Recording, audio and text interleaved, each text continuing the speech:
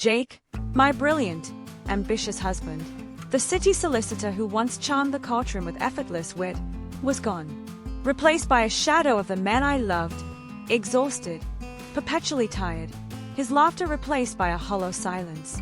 Work stress had broken him. He'd taken time off, dedicated himself to full-time childcare, hoping a change of pace would help. It didn't. His self-esteem plummeted, and with it, our marriage. His anxiety spiraled, his mood darkening, the weight of his unspoken struggles creating a chasm between us. The doctor prescribed medication, but the pills offered no solace. Jake remained trapped in his own private hell, his days a blur of apathy. Socializing became a Herculean effort, and even the simple joy of playing with our son, Leo, was overshadowed by his overwhelming fatigue and low mood. I, too, was sinking. The relentless pressure of managing everything alone, coupled with the emotional turmoil of watching my husband unravel, was wearing me down. I refused medication. Counseling felt like the only path. I needed to reclaim my own strength. The gym became my sanctuary, the rhythmic pounding of my heart during swims, the burn in my muscles during workouts. It was a physical outlet for the emotional turmoil, a way to fight back against the tide of despair. I dragged Jake along.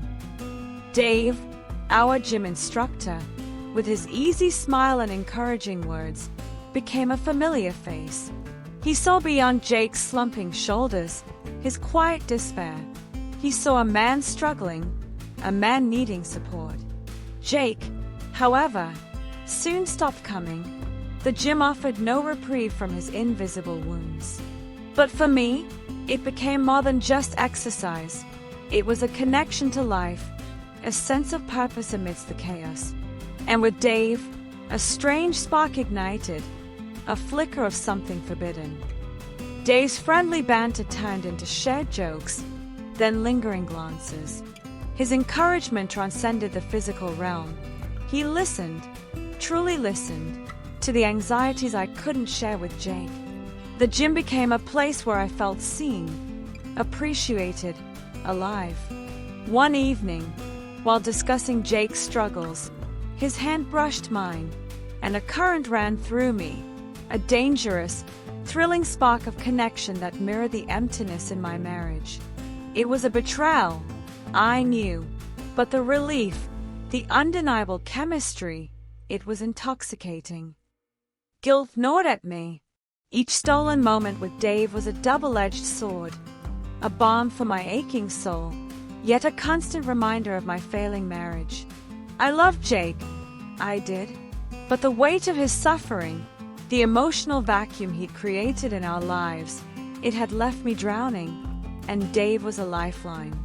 Yet, every stolen smile, every shed look felt like a betrayal, a shattering of the life I once knew. The gym had become a battlefield, a struggle for my own sanity against the weight of my responsibilities, my sorrow, and a burgeoning attraction that threatened to consume me. I was breaking under the pressure, desperate for a solution, yet paralyzed by the fear of the consequences. Was this attraction the start of something new, or a devastating end to everything I'd known? The choice, when it came, felt less like a decision and more like a surrender. It wasn't just about Jake's illness, or my own unraveling, or even the growing attraction to Dave. It was about the overwhelming weight of it all, a silent scream trapped within the confines of our family home, in the hollow spaces between words, and in the relentless demands of a life that was breaking me. I needed to find a way out, not just for myself, but for my family. But the path forward was shrouded in uncertainty, paved with broken dreams, and the lingering fear of irreversible consequences. My heart hammered a frantic rhythm against my ribs. The nearly empty locker room felt both suffocating and exhilarating. Dave was there, back turned, oblivious to my arrival. A wave of guilt, cold and sharp, washed over me. I knew I was doing something wrong, something reckless. The only other person in the gym was the receptionist, a tiny figure far away at the front desk. It was just me and Dave, alone, in this confined space. The nearness of him, the quiet intimacy of the empty room, amplified the turmoil inside me. The silence hung heavy, thick with unspoken words, with the simmering heat of attraction and the crushing weight of my secret. We started to chat, small talk at first, a nervous dance of words. But the silence between the sentences throbbed with something far more potent, a connection that transcended polite conversation. We both knelt to collect our belongings, our proximity suddenly close. The air itself crackled. The space between us hummed with unspoken desire. Our hands brushed as we reached for our water bottles. A simple, almost accidental touch. But it lingered. It was more than a touch. It was a silent promise, a whispered acknowledgement of the unspoken longing that bound us. The pull was undeniable, the raw, electric energy between us far outweighing the guilt that had been my constant companion. The weight of my secret, of Jake, of my family, felt suddenly distant, muted by the overwhelming intensity of this moment. The desire that had been simmering beneath the surface of my life suddenly erupted. I felt myself melting into his presence. The apprehension vanished, replaced by a primal urge to surrender, to let go of the reins of control, if only for a moment. In a rush of sensation that rendered thought irrelevant, I moved. It was less a choice and more a surrender. I melted into his arms, allowing him to unravel me, a moment of intense, passionate intimacy. His touch, a mixture of tenderness and urgency, silenced the doubts, the fears, the guilt. It was a release, a shattering of the carefully constructed walls I had built around myself. We shattered, not just the carefully constructed facade of my life, but the walls of my own restraint. And in that shattering, I felt both a terrifying loss and a strange, unsettling relief. The quiet hum of the ventilation system was all I could hear, a hollow echo to the silence that now seemed to engulf me. The intense, passionate intimacy had left me breathless, shaken, and utterly changed. What would come next? The question hung in the air, as heavy and suffocating as the guilt that still clung to me. That night in the locker room, it changed everything. The stolen moments with Dave became a relentless need, a secret addiction that fueled my days and haunted my nights. Our clandestine meetings, the quiet cafe, deserted car parks under the cloak of darkness, anonymous hotel rooms, even the repeated rendezvous in the gym locker room became a refuge, a release from the suffocating pressure of my life with Jake. It was a dangerous game, a thrilling escape from the mundane reality of my marriage and the ever-present weight of Jake's depression.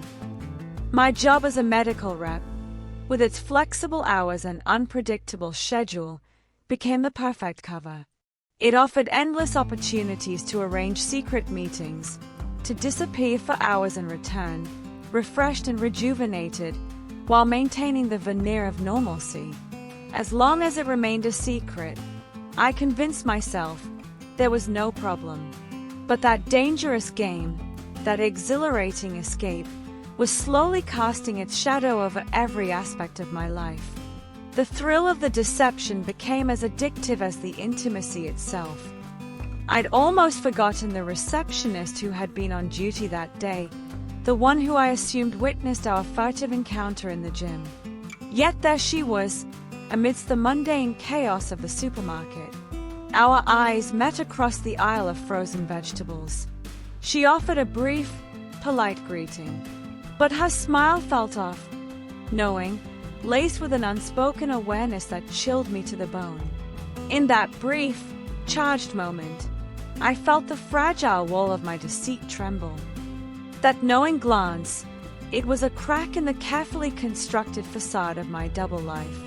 The casual exchange was more of an interrogation, the silence between the words more profound than what had been said.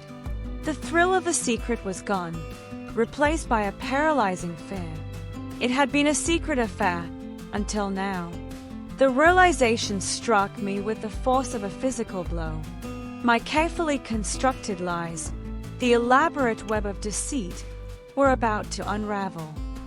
The secret that I'd believed was safe, hidden, tucked away, suddenly felt like a bomb ticking away in my life, ready to explode at any moment. The excitement was gone. The passionate moments with Dave felt tainted by the looming threat of exposure. Each stolen kiss held the bitter taste of impending betrayal. I was trapped in a web of my own making, caught between the intoxicating pull of forbidden desire and the terrifying possibility of complete ruin. The weight of it all was unbearable, the silence of my guilt louder than any scream. What was I going to do? The silence in the house was deafening. It wasn't the comfortable silence of a peaceful evening. It was the heavy, suffocating silence of unspoken anxieties and simmering resentments. Jake's depression had grown, a creeping darkness that consumed him, leaving me stranded in its wake. My affair with Dave had started as an escape, a desperate attempt to find some solace amidst the emotional wreckage of our marriage. But it became a burden, a secret that gnawed at my conscience even as it provided temporary relief. We barely spoke. The intimacy we once shared was gone, replaced by a cold formality, a cautious distance that mirrored the growing chasm between our hearts. His apathy deepened. His eyes, once sparkling with life, were now vacant, clouded by a despair I couldn't reach, couldn't touch. I tried, God knows I tried, to bridge the gap, but my efforts were met with a chilling indifference that left me feeling utterly helpless. My guilt became a physical weight, a constant ache in my chest. The fleeting moments of passion with Dave offered only temporary escape, a bitter taste that left me emptier than before. Each clandestine meeting was a painful reminder of what I had lost, the genuine connection, the shared laughter, the simple joy of being together with my husband. Now, it felt like a betrayal of epic proportions. Dave became a symbol of my own failure, a testament to my inability to save what I had, to deal with my own guilt and anxieties. Then came the day when I was urgently summoned from work to the casualty department. I was ushered to a quiet, sterile waiting room by a young nurse. Then the doctor walked in. His voice was sympathetic, filled with a chilling finality. The news tore through me, leaving me breathless, disoriented. Jake, he was gone. He had taken an overdose of his medication. The weight of it all came crashing down. A tsunami of grief, regret, and self-reproach that threatened to consume me completely. The guilt now is unbearable, a monstrous weight that crushes my spirit. I had sought solace in a forbidden escape, and in doing so, I had destroyed everything I had. My affair with Dave wasn't just a betrayal. It was a catalyst, a contributing factor to the tragic outcome that had consumed my husband and shattered my life. The silence now isn't just deafening, it is a cruel symphony of loss, regret, and the haunting realization that I played a part in ending everything.